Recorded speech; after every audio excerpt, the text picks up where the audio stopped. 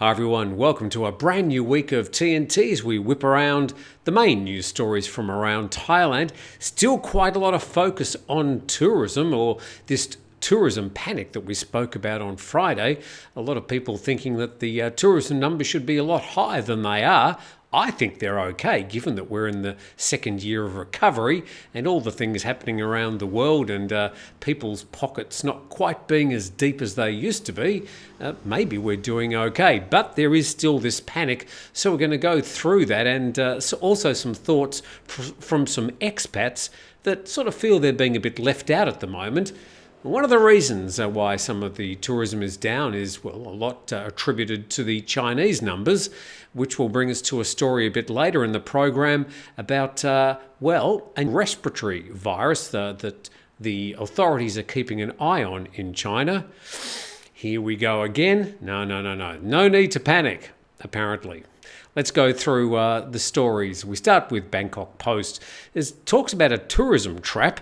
From visa-free entry to digital border controls, Thailand is weighing up how it can attract more overseas visitors. And attracting visitors from China and India, the two most populous countries in the world, has become a key agenda for Thailand and many other countries. Well, hitching the tourist train to China and India isn't that silly an idea for Thailand, given that both countries are within 3 to 5 hour flights from Thailand. So, well, why not? According to the OTA, Agoda, searches for Thailand among Indian and Taiwanese travellers increased by 26% during the 10 days after the visa-free policy started. And the tourist visa normally costs around 1,000 baht, and a visa on arrival costs 2,000 baht. So Chinese, Indians, Taiwanese, Kazakhs, they're now avoiding having to pay those visa fees when they come to Thailand.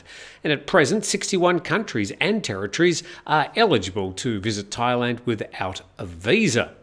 And the Honorary Secretary General of the Association of Thai Travel Agents says the visa exemptions will definitely create travel momentum through next year, and the sluggish Chinese arrivals is not the result of competitors offering similar incentives, but rather the Thai tourism industry having a negative or unsafe image among potential travellers.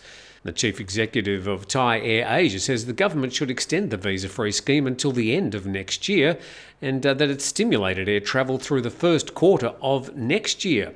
India and South Asia have been among the strongest performing routes since the beginning of this year, with flight capacity rising to 96% of the 2019 levels in the third quarter of 2023. And talking about competition, Malaysia has extended the period for stay for Hong Kong nationals to 90 days from June, up from 30 days. Vietnam's extended its e-visa stays to 90 days and revised visa-free stays to 45 days from 15 days from some nations. Costa Rica allowed Group 1 tourists, such as from the US and Canada, to stay up to 180 days from 90 days. It's a bit of a war of attrition of extending visas at the moment, as a lot of countries are trying to attract tourists. Maybe Thailand at the moment is being left a little bit behind. And the Thai Hotels Association said the extensions might only benefit long-haul travellers who typically stay here for weeks or months in the cool season. However, short-haul markets might not extend their stays because their travel behaviour tends towards short but frequent trips. The chief executive of Agoda said tourists who stay longer tend to explore lesser-known parts of the market rather than key tourist destinations. Personally, I think a lot of the joy of travel seems to have disappeared. The whole experience through airports, even on planes, just isn't what it used to be. Maybe I'm being a bit nostalgic, but it looks like the Air Travel Association, the International Air Travel Association, is recommending that some things should be done to alleviate this situation. And they're advocating the One ID solution to streamline passenger journeys with advanced information sharing and a contactless experience at the airport. And this standard allows passengers to submit required documents to authorities ahead of travel, preventing those reported inadmissible or having inappropriate documents. Well, that seems like a good move forward, but there are going to be plenty of people who will see that as some sort of infringement on their private information. Now, speaking of the Chinese flights, we've got this confirmation from nationthailand.com. 10 Chinese airlines cancelled Thailand flights for December, January amid low tourist numbers. And originally, nearly 11,000 flights were scheduled for December, but only 5,800 have been confirmed. That's a 46% reduction. And in January, there was a planned 11,000 flights, and the latest confirmation stands at 7,400 flights, resulting in a 32% drop. So these are big drops in what used to be the number one tourist feeder for Thailand, and the CEO of Thai Airways International's business rehabilitation plan attributed the cancellation to China's economic slowdown and policy to boost domestic tourism. He says the initiative, like granting free visas to Chinese nationals, has not resulted in an influx of tourists. And currently, the recovery of Chinese arrivals stands at around 40% compared to pre-COVID times, leading Thai Airways, to redirect its prepared aircraft for the Chinese market to potentially viable markets.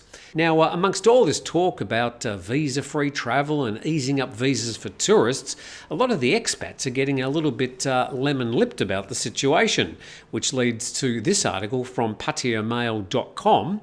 And Pattaya expats lobby the Thai PM for better visa treatment. And a gentleman called John Folds, a British retiree, said the government seemed to be interested only in expanding short-term tourists by abolishing visas for mass markets and easing the life of wealthy expat professionals on large salaries. And he quoted a new 10-year visa which was announced on the weekend. By contrast, he says there never seems to be any good news for the mainstay expats who have retired here on pensions or are supporting Thai wives and families over many years. And then he says now it looks like we may be faced by demands to register with the Thai tax system because of changing revenue rules and face more hurdles in renewing their annual visas. Now, a lot of this is just speculation. We simply don't know what these new tax changes will be at the start of next year. The Thai government has forecast that they're going to be taxing incoming income, foreign income, into the country, the details of which we still don't know. But looks like Barry and his friends are already getting a bit worried about this. And he suggested that expats on one-year renewals should be exempt from revenue regulations, at any rate until the system was open and equitable.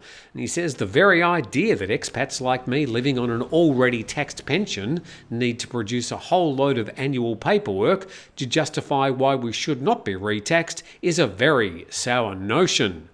And some of his other visa complaints include recent changes to the 90-day reporting system. Well, as the article points out, it seems only to be in Chonburi. Have you noticed any changes to the 90-day reporting system? It says there's also been an increasing amount of paperwork required from Thai banks about the account holder's cash balance and periodic alarms raised about compulsory medical insurance. Well, regarding the banks, I think that's more just a tightening up of an existing policy. And when it comes to the compulsory health insurance, I think a lot of expats like to worry about something, and this seems to be a lot of their focus. But nothing has been said by the Immigration Department that would give us any confirmation that there will be compulsory medical insurance for a lot of the O visas. And down the bottom there, he said many retirees he knew were already planning to leave Thailand or relocate to more friendly visa regimes in Vietnam or Cambodia. Really? Well, just make sure you do your homework before heading off to Vietnam and Cambodia, and just check the fine print on long-term visas before you start packing your bags.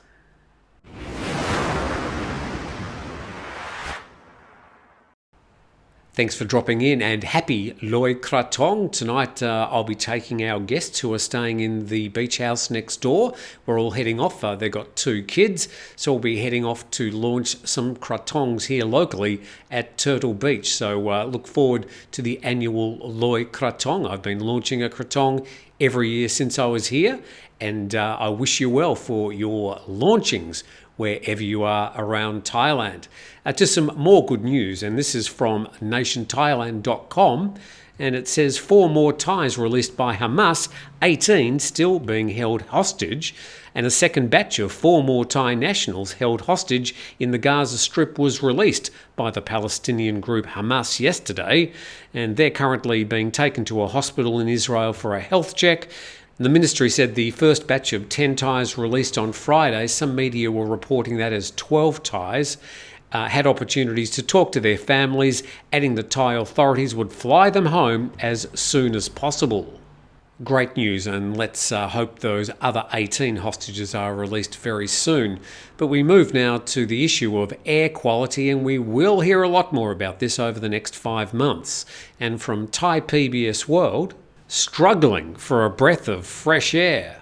And it says it's November and a cool breeze is blowing. While this should be welcomed as it heralds the cool season, instead it signals that burning season is making a comeback, and smoke-laden haze that contains fine particulate matter, that's the PM 2.5, is returning. Parts of Thailand are under threat again. And then a news report released this week showed that people in 31 provinces are living in a blanket of smoke, and the areas had levels of air pollution way above the unhealthy level. And this year, experts and authorities warn that the haze pollution will be worse than last year as a result of the El Niño phenomenon. Well, last year those haze levels were particularly bad, so any suggestion they're going to be worse this year is not going to be welcomed. Now, there is quite a lot of work going on behind the scenes to try and mitigate this. Let's see what some of the things are. The government, organisations, non-profits and companies have intensified their efforts to curb the detrimental effects of the air pollution caused by the fine dust through stricter measures, innovation, smart tools, sustainable projects and research studies. Okay, we want specifics. And speaking at a seminar last month, the head of Air Quality and Noise Innovation, a subdivision of the Pollution Control Department, said the department has established a network of air quality monitoring. Now there are 87 air quality monitoring stations. Another 9 stations will be added. And further down, the PCD has also developed innovative weather forecasting systems which are able to give accurate predictions for the next week. And the tool can also predict how the particles travel. So better monitoring, better prediction, but we still haven't got to the nub of the problem.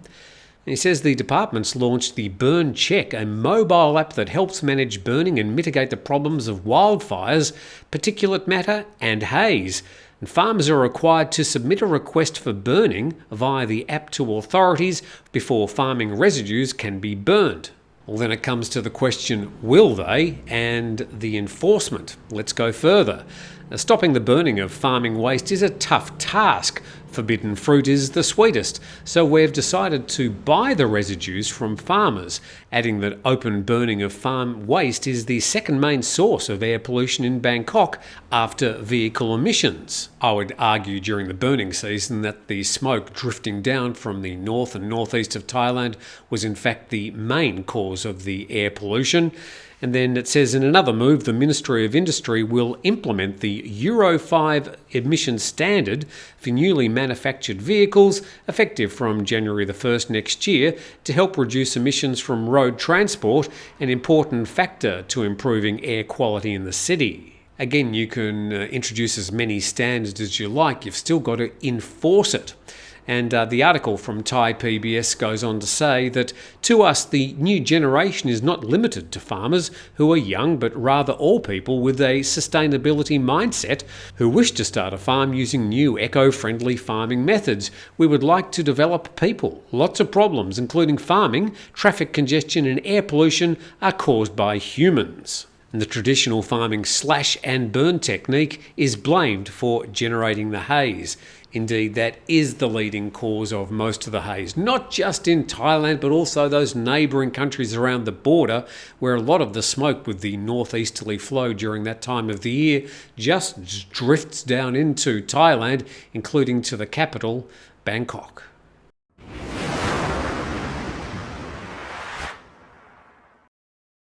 And whilst I invite you to subscribe to the channel, and thanks for dropping in, I approach this next story with a great deal of trepidation. I'm sure it will trigger quite a lot of comment. And once again from Thai PBS World, it says the Thai Health Ministry is dealing with potential spread of respiratory illness from China. Well, yes, of course, I'm going to read more of this, but don't worry, it's not quite as bad as you might think. The Thai Ministry of Public Health has adopted 4 precautionary measures to cope with a respiratory illness which is now spreading among children in northern China. The first measure is surveillance. And health officials, especially in tourist provinces, have been instructed to monitor pneumonia cases in hospitals, to report cases of unknown cause, and to take specimens from the patients for lab tests. I would like to think they're doing that already. On to the next one. The second measure is to advise members of the public to wear face masks and to wash their hands frequently. Now, that's just not going to go down well, especially with tourists, but it's only advice. It's not a demand, but you might start seeing some more Thais starting to put their masks on again. And the third is treatment. Hospitals are to prepare medicines, medical equipment, protective gear for medical staff. And the last measure is the tightening up of the screening of people arriving from countries where there's a high incidence of respiratory illness. And the main one, the ministry said, however, that there's no need for the public to panic as it's monitoring the situation in China closely.